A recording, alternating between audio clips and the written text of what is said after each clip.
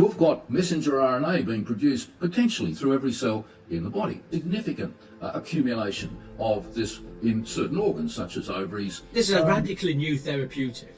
It's got a genetic effect, and they're treating it as if it's something we've been trialling for 100 years. This biodistribution data here basically shows it goes everywhere. 15% of the radioactivity is found in 3 organs in particular: the liver, the adrenal gland, and the ovaries. You've got messenger RNA being produced potentially through every cell in the body.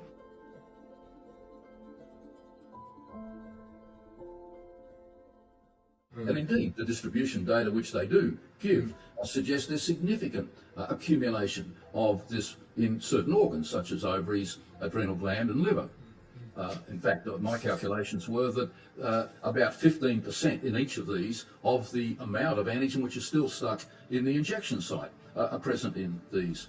And these are all very short-term studies, so we don't really get an idea of the systemic expression. And every time you'd expect to see some data, not every time, but a number of occasions, it says, oh, we don't have to do that. We don't have to do genetic change studies. Here we are, we're putting genetic vaccines, if you like, into an individual, but we don't have to test to see whether it goes into DNA and creates long-term genetic problems, potential problems in the host, or even into the germline, which would be transmitted to the progeny of the host. We don't have to do that. I mean, it's extraordinary. We don't have to look at carcinogenesis studies. Does this genetically change a cell so it may become a cancer cell at some time down the line? Now, we know that, I don't know the answer to this, but I certainly read reports every day where people are saying, look, I'm seeing more cancers than I used to see. I don't know. We need to look at that. I certainly see patients where they give an extremely interesting story that suggests that somehow cancer has been potentially triggered. We need to know the answers. None of this is in the preclinical study. We look at the reproductive study, which I think is incredibly important, given that you accumulate in the ovaries a selective accumulation of a certain amount of this injected vaccine. Distribution data. There's no problems. Yeah. I was staggered by this distribution data. I was staggered by this. This biodistribution data here basically shows it goes everywhere.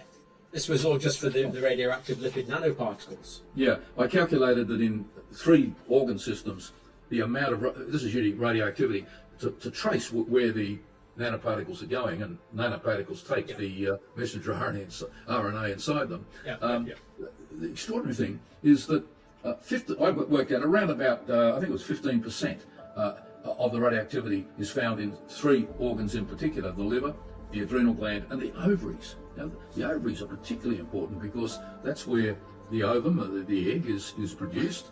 And it's interesting that elsewhere they're showing that there's a statistically significant greater loss of implantation, suggesting maybe the ovum isn't quite up to it, isn't able to implant. Wow, now, you never thought of that. Yeah, that's a good point.